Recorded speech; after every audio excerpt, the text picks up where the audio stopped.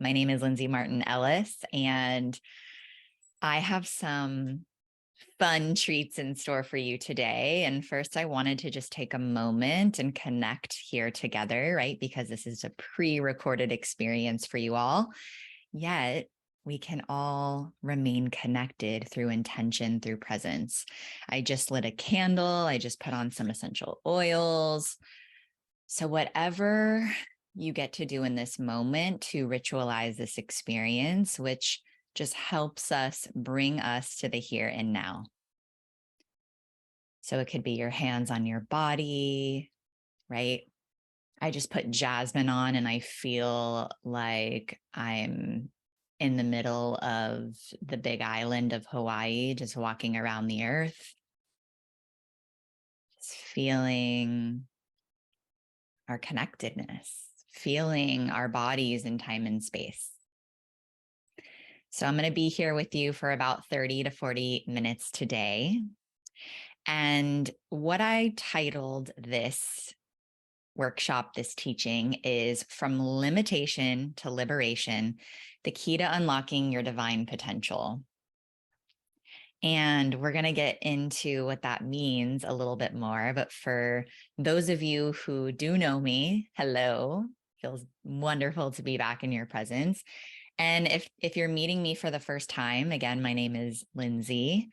And gosh, I have been an entrepreneur for almost 7 years now. I'm a former environmental engineer, and I'm moving, especially through my entrepreneurial journey. I have moved and I am continuing to move from the cerebral, masculine, mental, logical, linear way of thinking and being and moving through life to truly feeling that connectedness, truly feeling what it feels like to be in my body, to connected to my breath, presence, my truth, and moving from flow, from feeling, from intuition first, and then leveraging the mind, and then leveraging outside support, external resources, etc.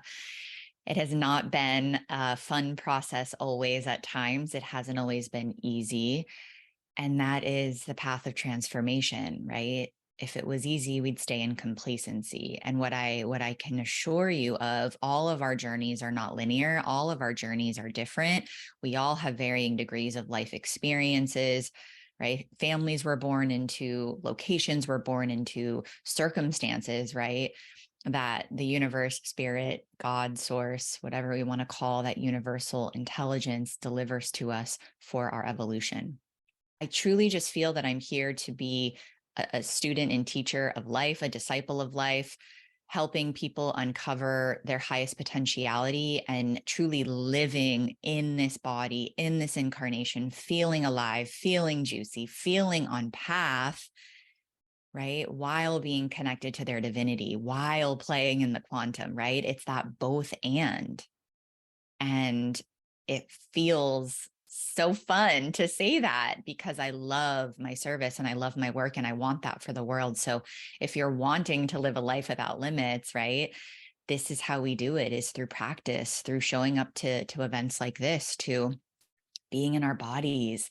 And I know that that's a tall order because our body has a lot of protection mechanisms that have kept us safe, right? The mind tells the body, we don't want to do this. We don't want to feel that. We don't want to go there. We don't want to slow down. We don't want to be still because you're going to feel that. It's going to hurt, right? But that's actually what's limiting us as a collective and through our own individuated experiences from truly living that limitless life.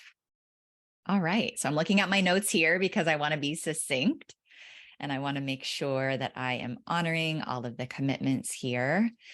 So what my title means, right? From limitation to liberation, the key to unlocking your divine potential. So through my own journey, I have learned some of the deepest forms of collective programming that keeps humanity stuck. So I have 3 that have been constant thematics in my life that I'm noticing that I've been able to move through and transcend, again, not bypass, but move through it, feel it, be in it, and have a greater understanding on the other side. And I'm noticing that much of humanity is still stuck in these perpetual patterns. So I'm going to first reveal 3 of them, these deep, deep, deep rooted forms of collective programming that keeps us stuck in our limitations. And then I'm going to replace that, right? Once we have the awareness, then we can replace it with 3 universal truths that are then going to begin to allow you to open the doorway to embody your soul's unique path of liberation, right? So first you're going to receive the limiting truth. Then we'll receive the liberated truth. And then I'll provide some practices to anchor. So I will give some practices throughout, and then we'll go through one at the end as well. So the first one that I want to share with you all, and I want you to take a moment to close your eyes if you're in a place that you can do so. you know the answer to that. If you're able to close your eyes, I invite you to do so, right? Because our body is always sensing. Our eyes are sensing. Our eyes are looking at things. Do I want to go this way? Do I not? Is this safe? Is this not safe, right? The eyes are a way that we can, right, intuit. Am I safe? Am I not safe? Should I do this? Should I not do this? So the simple act of closing the eyes just, again, helps us to soften into presence, and it gives the eyes a break, just like rest and digest, just like when we sleep, right? There's ways that we can allow for recharge and for resolve and for, replenishment of our senses. So closing the eyes, and I just want you to breathe for a moment, just taking deep, full belly breaths in, connecting to our parasympathetic state, slowing down the nervous system here, letting the nervous system know that we're safe. So here is one of the collective programs that is not true. I just want you to hear this, feel this, and let it wash over you. We were born into a paradigm that tells us that we are not whole, that we are broken, that we need to be saved, and we need to be fixed. So feel that for a moment. Did that feel true? Did that feel like resistance? Did that feel like a gut punch? Did that feel like a heaviness in your chest? I just want you to note that. Did you feel was there a texture to that? Did you feel like, ugh, did a sound come out? Was there a wave of sadness that washed over you? Like, yeah, I feel that. That still lives inside of me. So again, we were born into a paradigm that tells us and models to us that we are not whole, that we are broken, that we need to be saved, and that we need to be fixed.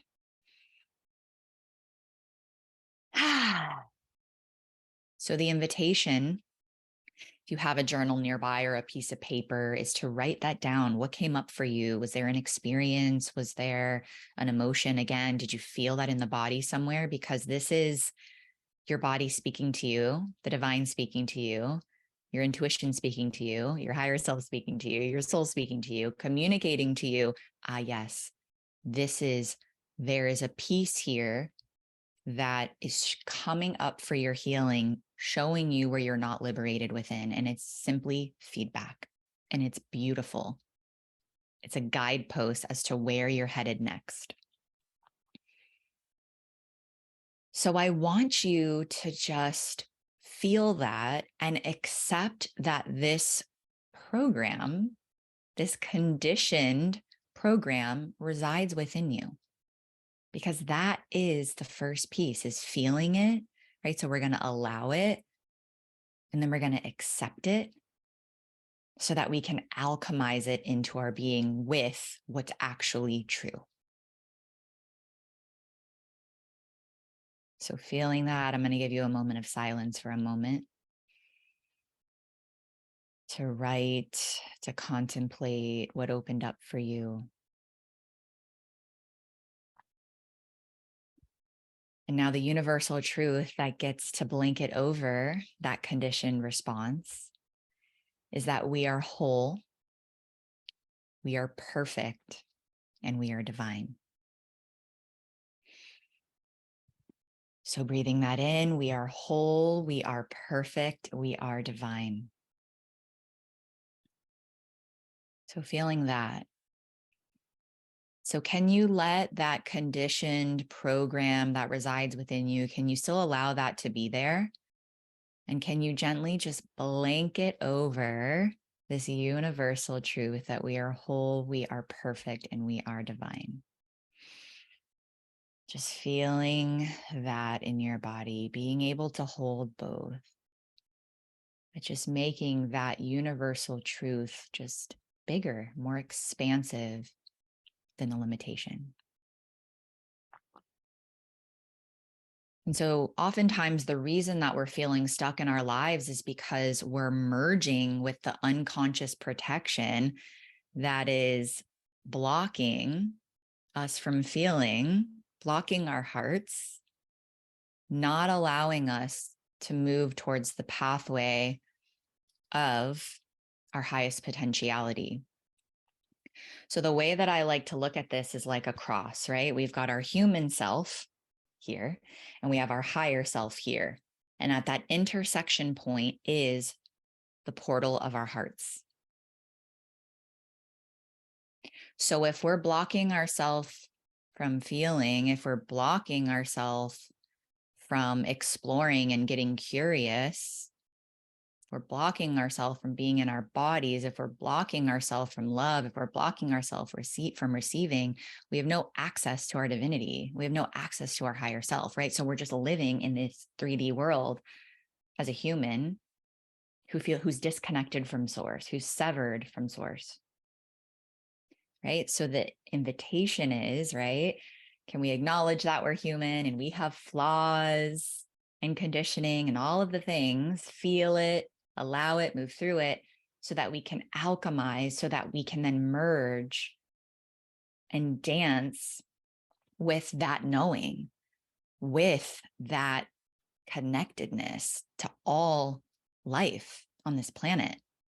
And we do that at our heart center, right? There's a reason why the heart separates the lower chakras of our body and the higher chakras of our body.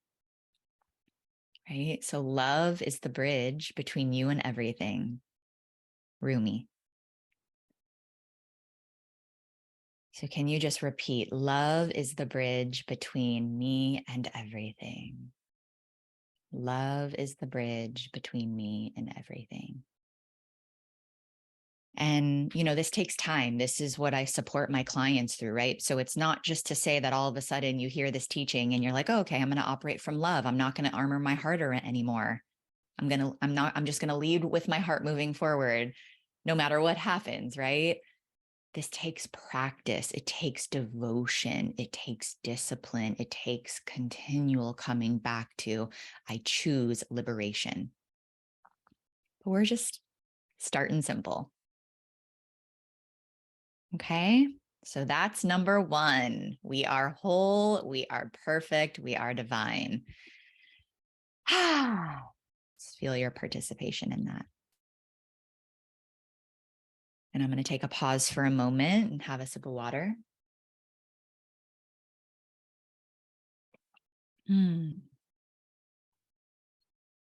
Being okay with the pause, being okay with the silence, being okay with the stillness is also part of it. And of course, if you have a pad of paper, a journal that you want to just jot down any symbols, any people, any thoughts, anything that's coming up, any feelings or sensations in the body, please do, because you'll have an opportunity to journal after this experience. All right. So program number 2, we are trained to believe that the mind is all knowing, that the mind is king and queen. So feeling that in your body, where are you feeling that? Does that feel true? Does that feel triggering? Do you feel resistance? Do you know that that's not true, but are you still struggling with the monkey mind?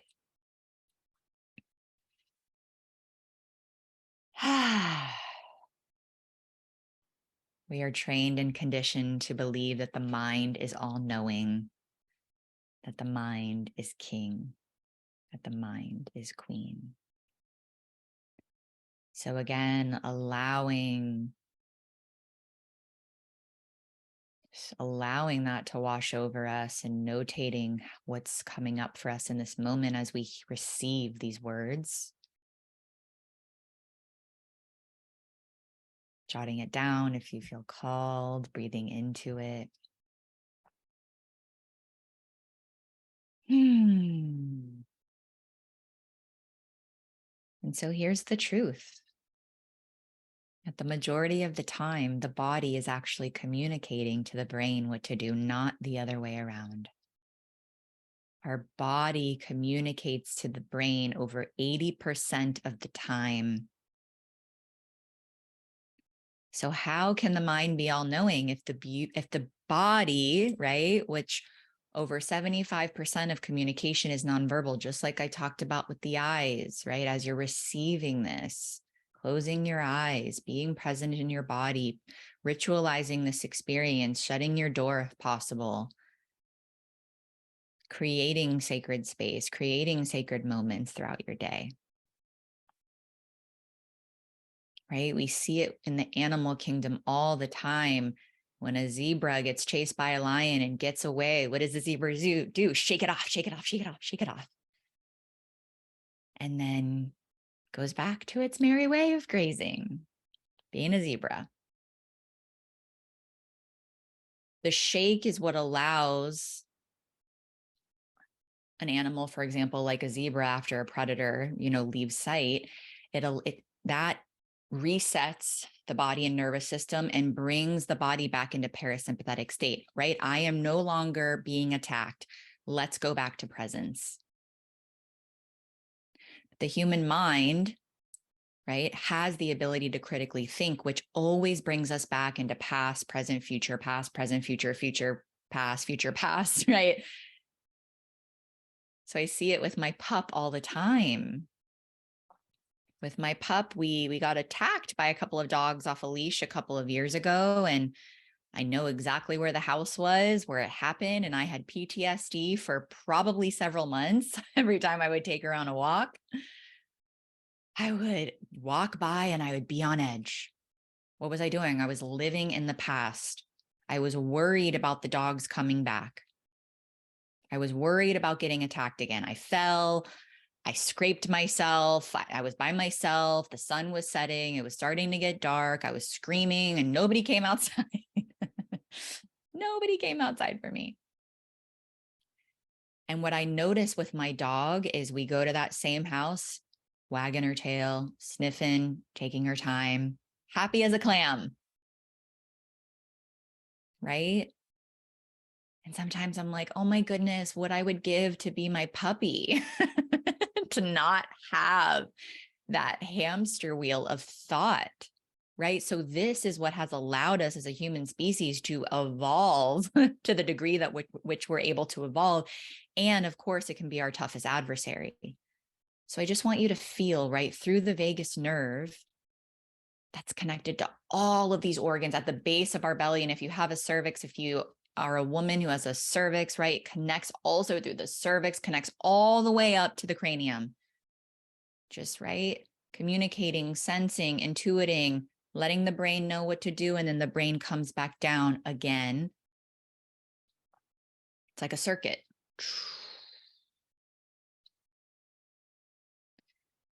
And what feels important to share in this moment is we hear this a lot just in the world of energetics and in the yogic world, and right, just like root to rise, right? Like it's like coming from the root up.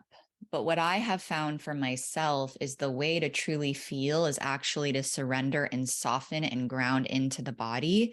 So I'm so that by default, the rise is a constant just reaction of the surrender, of the softening.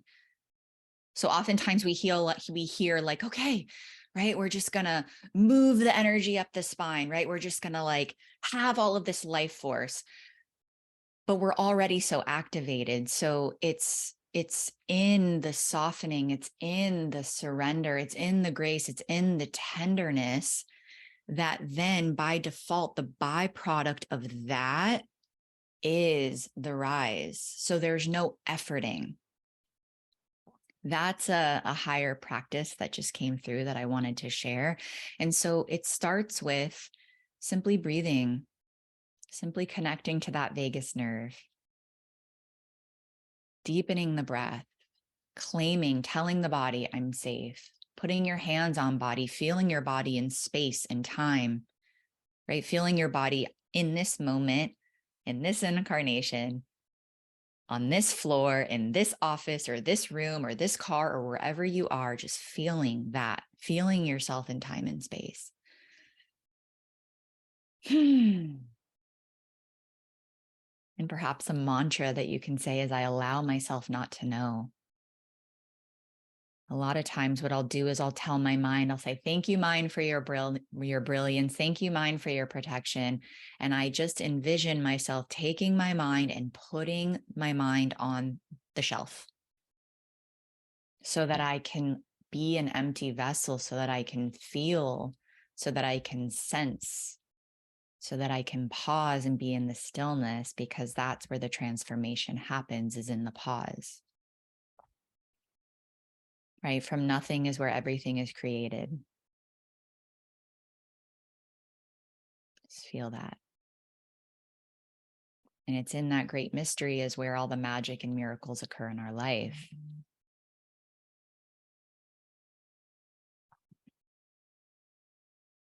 So again, the majority of the time, our body is communicating to the brain what to do. And then the brain serves the body. So this is the feminine at its finest. We're moving from the masculine, mental, serving the feminine, serving life, initiating with the masculine. We're moving from that to initiating with the feminine, and then allowing the masculine to support, right? So it's the intuition, it's the feeling, it's the sentience first, and then the action, and then creation, and then that electric energy, right? So we're moving from magnetism and then electric energy from that space. And let me tell you, being in a male-dominated industry of engineering for a decade of my life, right? I was very much stuck in the masculine. I was very much stuck into, I could force my way and strong arm my way and just will my way into anything, and just any sort of success, anything. I could do it all. But at the expense of my body, at the expense of my quality of life, at the expense of my health, which is why I switched gears, because my body was screaming at me and I had debilitating hormonal health issues that brought me to my knees. And so my prayer for you is that it doesn't get to that point, because I wasn't listening to the whispers of my soul. I wasn't listening to the beat of my heart, the pulse of my heart. I wasn't on path. And so I was hand delivered something that was going to bring me back into course correction. And so my prayer for you is that it gets to be more gentle than my cosmic 2x4. Just feeling that as we move into the third.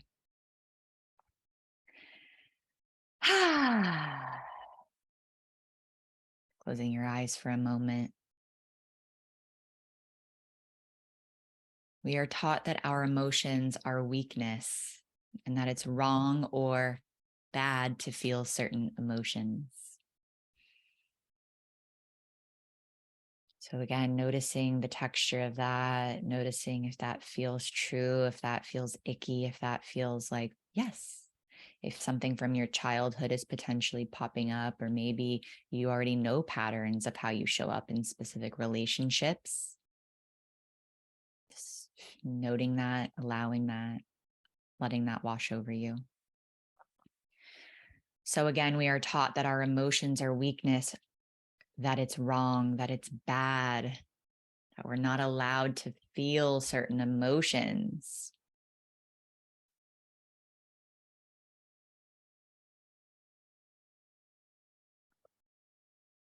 Maybe you grew up in a home where there was screaming everywhere all around you, and you can't stand screaming. You shut down in screaming. You freeze in screaming. Maybe you grew up in a home where you were modeled to scream, where you were modeled to use your voice. You needed to get angry and you needed to get loud and you needed to be the loudest in the room. Right? All of it is perfect. All of it is here to teach us and communicate with us. And so the truth here is that our emotions are simply energy in motion. Our emotions are simply guideposts that are showing us where we are headed next. Our emotions are necessary in order to feel connected to source, in order to connect with our intuition, in order to have compassion, in order to open our hearts, lead with our hearts. So just feeling that in your body. Our emotions are necessary. Emotion, energy in motion. There's a reason why our soul is housed in this body temple to feel. And if we are blocking feeling any emotions of grief, of sorrow, of frustration, of anger, anything in between, shame, pride, whatever it is, then we're blocking all of the expansive emotions. We're blocking courage. We're blocking joy and love and liberation and all of that. Pleasure. So what happens is over time, the mind, through the mind body connection, that's why there's numbness that happens in the body sometimes, right? Because over time, the body's like, okay, I'm done feeling this pain, so we're going to numb that out. And when we're numb, we block everything.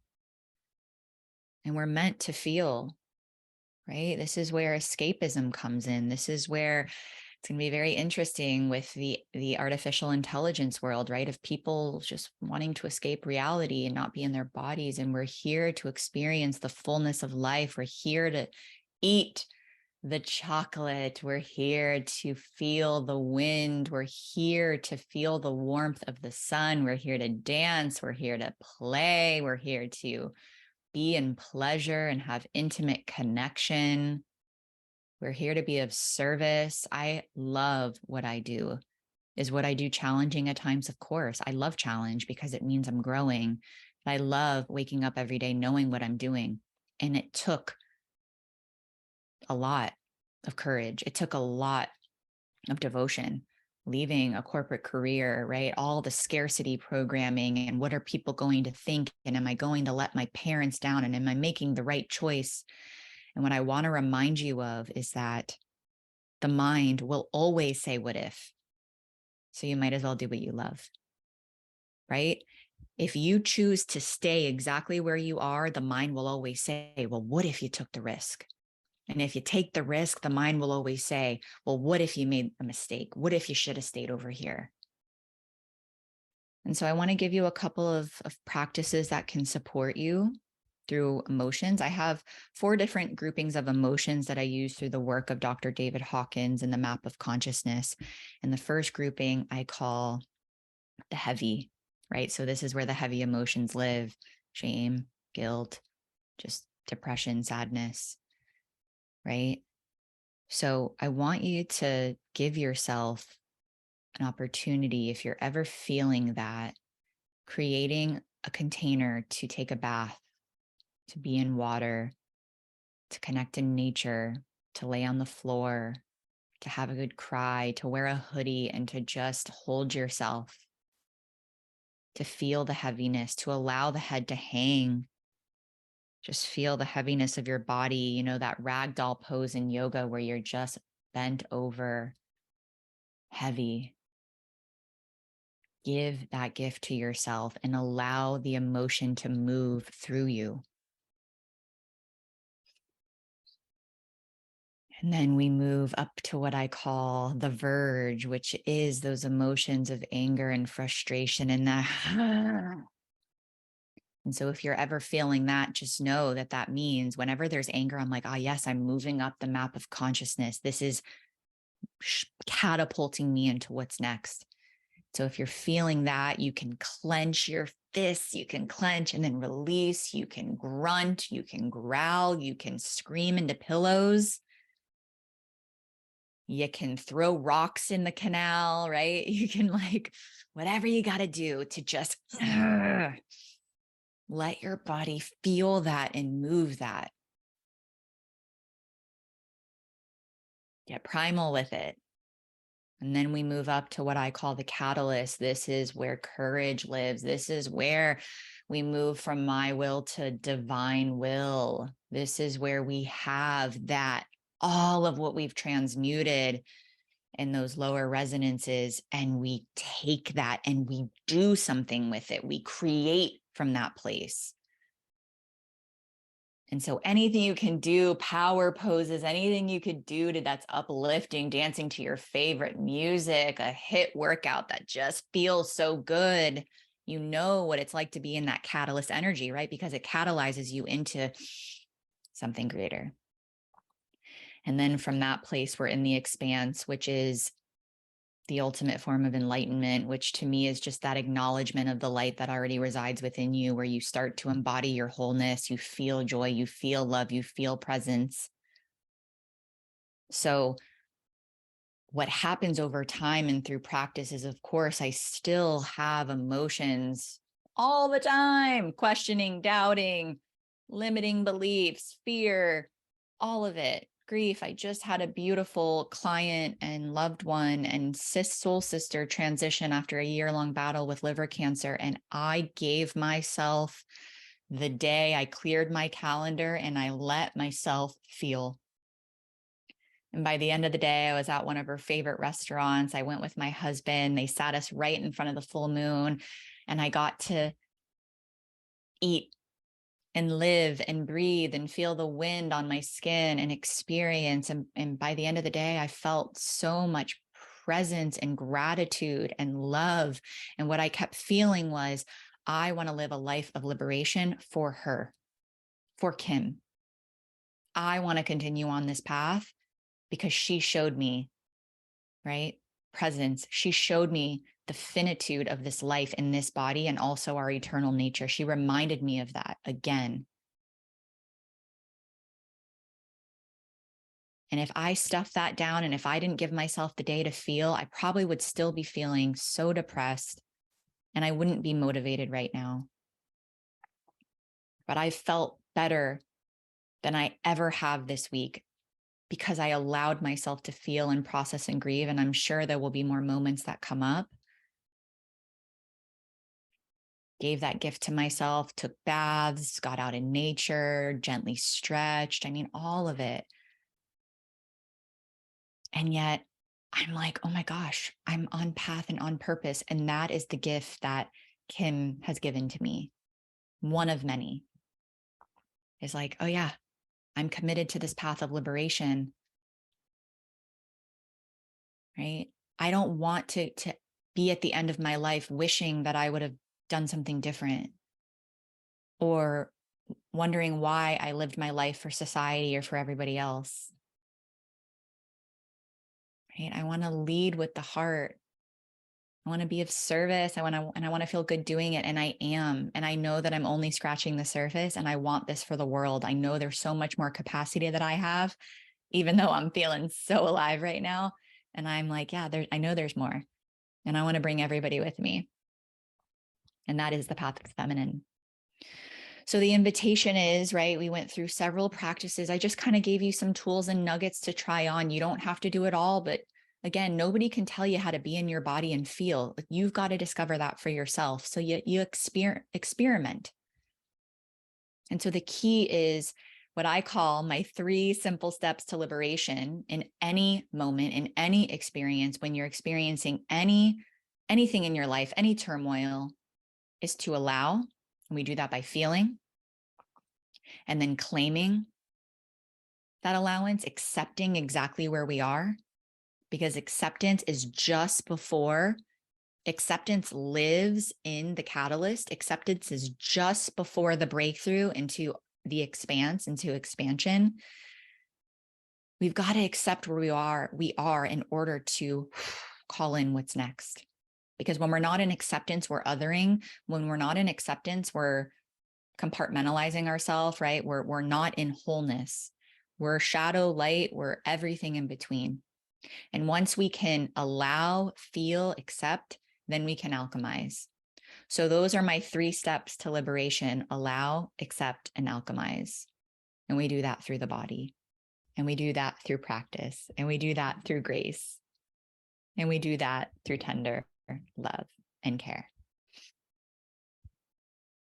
It was such an honor to serve you today. I hope that you enjoyed this fun training on from limitation to liberation, and you'll have all the ways to get in touch with me. I would love for you to reach out. I'm all over social media. I have a podcast. I have, various forms of offerings and communities to get in touch. And I just would love to hear from you. So even if you just want to send me a love note and say hello and how this served and impacted you, I would love to hear and connect. Much love.